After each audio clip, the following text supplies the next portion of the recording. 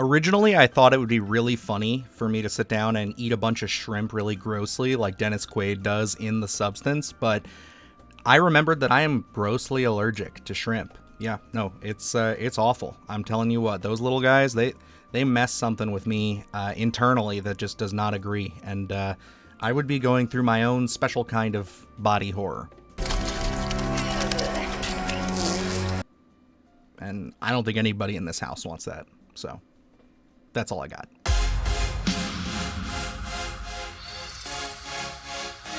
Good evening, campers, dreamers, and babysitters, and yes, we are back with another recommendation list. This one I've been putting off for a little while, and admittedly, I had no intention of really doing a list like this for this film until I saw it. And then we had October and a couple of film festivals. It's just taken me a while to get back around to this one, but I knew after seeing it that I absolutely had to. I put a poll out there a couple weeks ago, and you guys absolutely said yes to doing some sort of a recommendation list revolving around The Substance. No joke, this film has easily become one of my favorites of the year. I was blown away by just what they were able to do with this movie, and I have adored the reception that people have given this thing. It's awesome to see body horror on this level, in this context, with a movie being this long, being so accepted by the masses, and I just absolutely love it. It's certainly one of the Cinderella stories of 2024 when it comes to horror, and yeah, I mean, who knows? Maybe if you're new to this and this is the first body horror film you've seen, you might get some benefit out of watching this list because, yeah,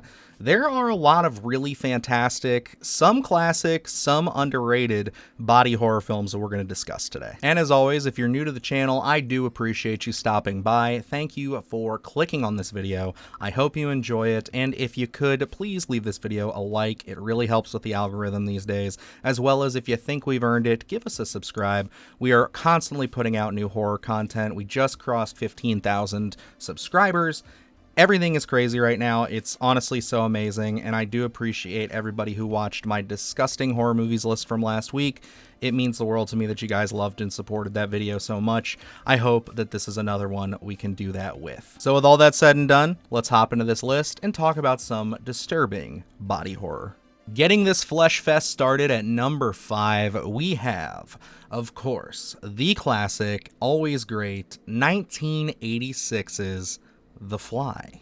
A brilliant but eccentric scientist begins to transform into a giant man/fly hybrid after one of his experiments goes horribly wrong. I don't think we could do a body horror movies list, especially a disturbing body horror movies list, without talking about David Cronenberg's The Fly. Now, is this one that people who are hardcore into the genre are going to say is beyond disturbing? No, those people are just as traumatized as I am, and this one is, I guess you would call this horror comfort food for them. But no, this is a classic. I mean, and for good reason. You have a seriously an awesome remake here in line with my favorite horror film, The Thing, where they took a 1950s classic and they brought it into, at the time, a modern day setting. And they just absolutely knocked it out of the park here. I think everything from not just the body horror effects and the monster effects, but I love the way that they set the story up. There's really no wasted time in this movie. From frame 1, we already have the meeting of our two central characters, and it just kind of goes from there. As we get introduced to Seth Brendel and his experiments, and then, of course, we meet Veronica, played by Geena Davis, and we just kind of start to develop their relationship, but also see what Seth Brendel is actually doing with this kind of teleportation experiment that he has going on. And it's super well done. The relationship you buy into immediately. There's a little bit of a scorn lover situation with one of Veronica's, past lovers kind of getting into the mix a little bit here. And it all adds for some nice interpersonal drama. But what we're actually here to see, and what the film really delivers, and I think what sticks out to most, is the body horror. Yeah, David Cronenberg like, he showed us how to do it in 1986 with this one. I mean, we legitimately see Jeff Goldblum disintegrating in front of us. He's ripping off fingernails. He's keeping a museum of body parts in, like, his medicine chest. And I mean, it's some gross stuff. If you are not prepared, or if you're kind of a novice to the body horror subgenre, this is certainly going to be one that is going to twist and turn your stomach and maybe leave you a bit disturbed. Because, yeah, it's got some elements, especially once we kind of get to the final act and Seth Brendel makes his final transformation into the glorious practical effect that is the Fly. It's gruesome, it's rough, it's really, really gory and slimy, and I absolutely adore it. I mean, it's a fucking amazing film. It's something that I always love to recommend to people if they've never seen it, and it's at least something I gotta throw on every couple years and sit down, just because it's a really well-told story. It's got a lot of really interesting takes, and it's honestly kind of timeless. I feel like what that does more so than the 50s film does here is make this film utterly timeless. You can sit down and watch this, and I guarantee you're not going to sit there and be like inundated, other than maybe some of the technology you see with like, oh, this is aged, this is poor. No, the effects are top notch. The story is very timely. It also has a little bit of some political angle to it. I'll kind of leave you there to discover it, but it's really good. It's really well done, and I mean, it absolutely put David Cronenberg much higher on the map as far as like studios and other things are concerned. He was making movies before this, but this one certainly is a big jewel in his crown of filmmaking. And yeah, just as a little side note, The Fly 2, also really great. Check out that. It's super awesome. I talk about it in another list for my misunderstood horror movies. Fantastic sequel. Slithering our way into the number 4 spot, we have 1989's Society. An ordinary teenage boy discovers his family is a part of a gruesome orgy cult for the social elite. Society is a film that has been brought up many, many times, especially on last week's most disgusting horror movies list. People were asking me to cover this one, and I already knew I was going to, so it put a smile on my face to see that, because, yeah, Society is certainly a body horror masterpiece. Just like The Fly, this one I don't think gets as much recognition, but those who know about it absolutely understand why this movie is held in such high regard. I mean, this is a movie that absolutely goes for it in the third act when it comes to the body horror. There is, as you heard, a cult-like orgy thing that's going on in the third act of this movie that is so wild, so insane. It's a practical effects marvel, and I love looking into this movie and watching a lot of essays on it and stuff, because I think the director, Brian Usna, absolutely aced this material. Not only is it a really solid body horror film, but it also does have a lot of really great messaging when it comes to class, the social elite, and just how we perceive, you know, people with a lot of money versus people who don't have a lot of money in our society, of course. It's the title of the movie. But nonetheless, I think this movie is absolutely one you need to check out with. It's a bit of a satire as well. It's got a lot of dark comedy elements in there, so I don't think it's necessarily super heavy, but I mean, if you are a bit on the queasy side when it comes to seeing a lot of naked flesh interloping and intertangling with slimier naked flesh, this is certainly going to be a film that is going to stick in your brain. Other than that, we got a lot of really cool fun facts about the film that I thought were really neat. Something I did not know was the main actor here, Billy Warlock, is the son of Dick Warlock, the gentleman who portrayed Michael Myers in Halloween 2. So that's really a lot of fun there. And also, if you don't know, Brian Usna is responsible for producing and working with many of the filmmakers responsible for many of the great 80s horror classics that we know and love today, especially when it comes to the Lovecraft realm, which I will save for later. But yeah, this is certainly a film that I recommend to many people who love body horror and people who like dark comedies. Satire, it all works for me here. I think that this is definitely a film that I find interesting and fun, and at the same time, again, not too dark. It definitely knows how to balance kind of the fun and interesting angle, more so than just trying to beat you over the head with something that's extremely and disturbing, that's going to like put you in a bad mood, I should say. But I do still hold this as a disturbing film, because the stuff in the end of this movie, when you get to it, it can definitely fuck with people. This is definitely not one for the faint of heart. I kind of have to be of two minds when I recommend this one. So if you are new to this, maybe work your way up to it, but it's definitely something you're going to need to check out. Gushing our way into the number 3 spot with 2021's Titane. Following a series of unexplained crimes, a father is reunited with the son who has been missing for over 10 years. Certainly the most modern film on this list that I'm going to talk about is Titane. This is one that I saw a while after it came out. I don't think I saw it until early last year, somewhere around that end of 2022 or early 2023 era. It was a film that was pretty well known for its subject matter, and I don't necessarily mean all of the body horror stuff. I mean, that's certainly a piece of it, but there is one specific element to this movie that's very famous for. And it is the fact that our main character kind of gets put in this situation after, I guess, getting impregnated by a car is the best way I can put it.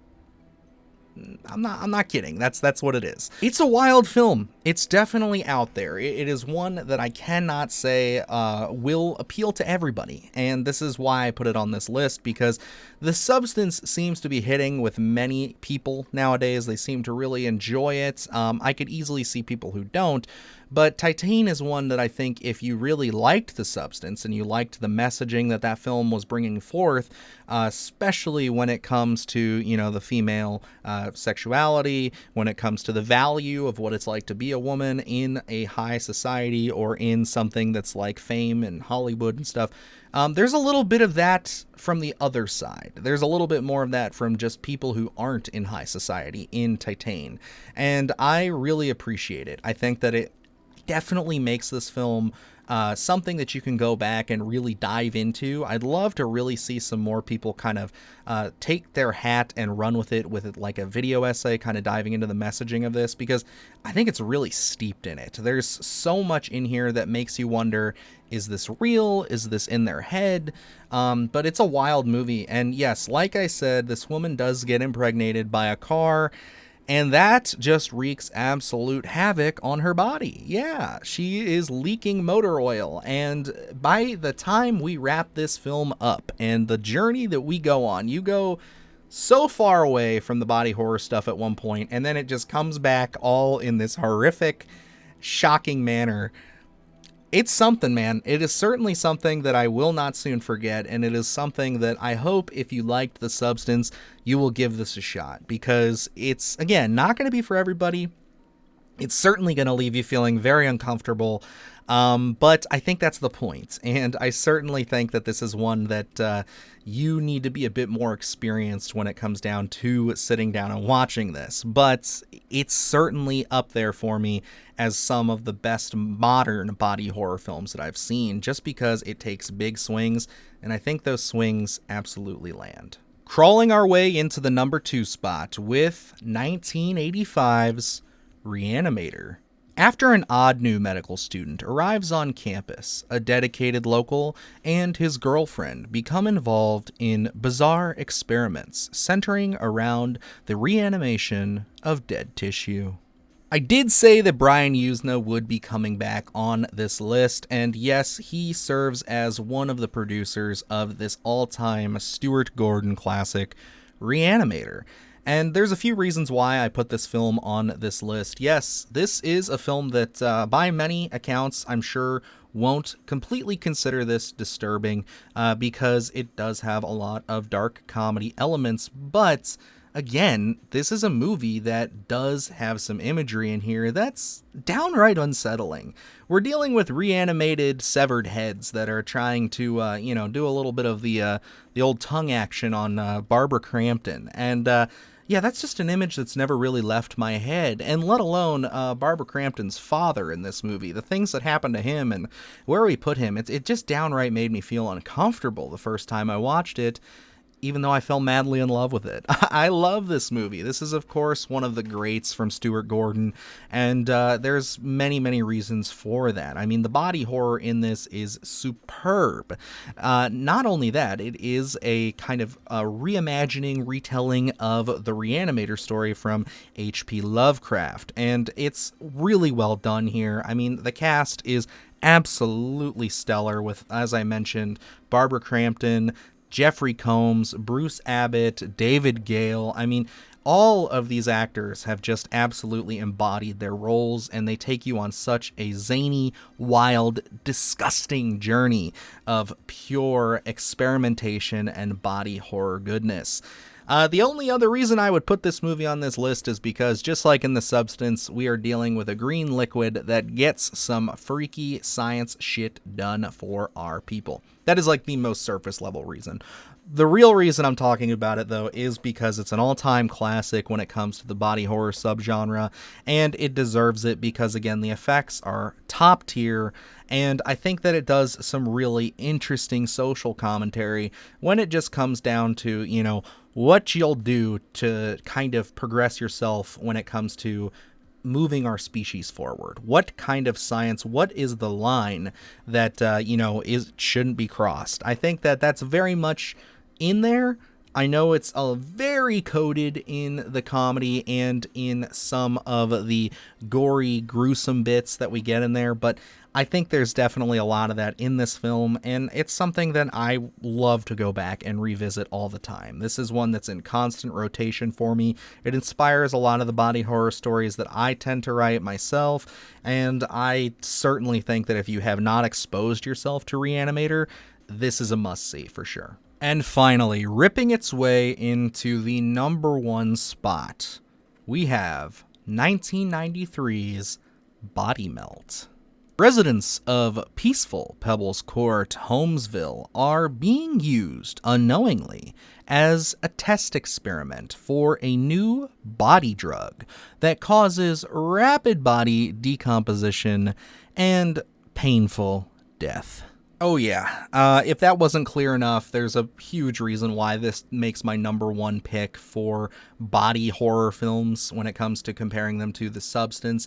This movie is so in line with that idea of taking a drug or taking some sort of injection, a pill, anything, and the effects that it has on the human body are so horrific and awesome, and I freaking love this movie.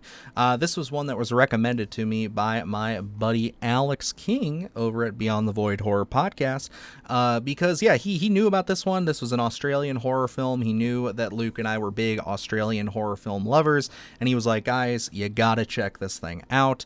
And when I finally saw it, I actually did watch this in preparation for my disgusting horror movies list, but when I knew just what they were doing with this and all of the subtext with the drug and just what it does to the human body and how it's integrated into our society and everything, I was like, this is perfect. This is exactly the movie that I need to discuss for my Substance list. And yeah, it totally works. It makes perfect sense putting these two films next to each other, in my opinion. But I think that so many of you who have not seen this movie, because let's face it, you probably haven't if I haven't heard of it. It's something that you need to check out. It's on Tubi right now, and it's so worth your time. Again, a little bit of a dark comedy element to it, but the body horror stuff, the melting, the squelching, the stuff that happens to our characters in this, oh my God, it's so well done. It's so well done. It's an absolute shock to the system how gruesome some of these scenes are. I think it will absolutely strike you, just like The Substance did for many people, on just how deep they go with this melting and this gushy, icky stuff, that, yeah, it's something to behold. It's certainly a new body horror favorite of mine. It's something that I do deeply plan on recommending to many of my friends and coworkers, family, when it comes to something that they want to see that's going to completely gross them out.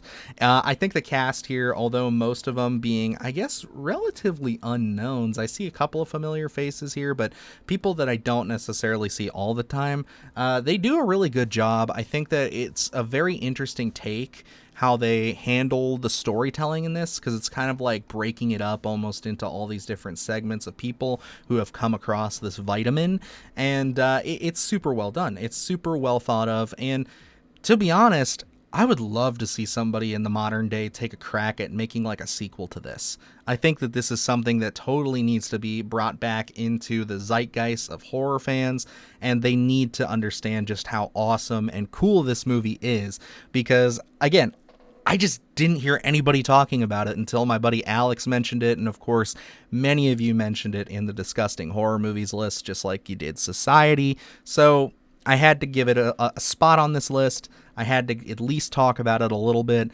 and yeah, I think it's totally one of the best body horror films I've seen in ages. This and The Substance have totally made my life this year. I love it, and let's be honest here, I really like The Nest from the last list. That was super fun too. It's been a good couple of weeks for you, boy. I have watched some good movies, and that is always very positive. Well, we've done it again, folks. We are at the end of another horror recommendation list, and I had a lot of fun with this one. Again, this was one I've been wanting to kind of do for a while. I just didn't know how much I was going to fall in love with The Substance when it first came out.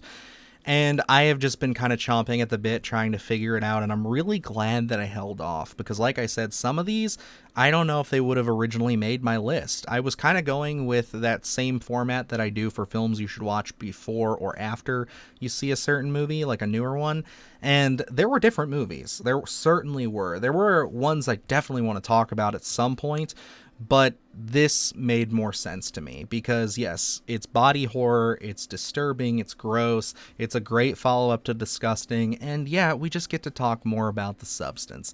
I love it. I had a great time with that film, and I had a great time with all of these films. Like I said, I tried to mix in some little-known films with some all-time classics, and I hope that it's a good combination. And yeah, certainly I am going to be doing more body horror lists. I have another one that is pure body horror, not trying to reference The Substance in any way, that'll be coming shortly.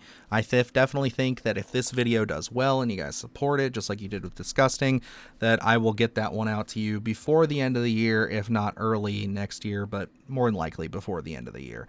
I have a lot of fun stuff on the horizon, guys. I really enjoyed the support on the channel. I mean, 15K is absolutely insane. I can't fucking believe we're here. And yeah, I can't wait to talk more horror and do more of these lists with you guys. I've been really having a lot of fun. And yeah, we got some more fun stuff on the way with this format, so keep your eyes out for that. And yeah, I guess that's about it. Let me know down below what body horror films you think are absolutely disturbing or that you would have included on this list. And who knows, maybe they'll make the next one. That's the fun part about all this. I know so many of you guys get upset when I don't include stuff, but it's like, hey, it's only 5 movies, guys. There could be 5 more. There will be 5 more. So, yeah, lots of fun. Anyway, I'm Dylan Newell, and remember, stay scared. Do the horror shit, gonna do it live, 'cause Splattercast kick it every day they live. Splattercast,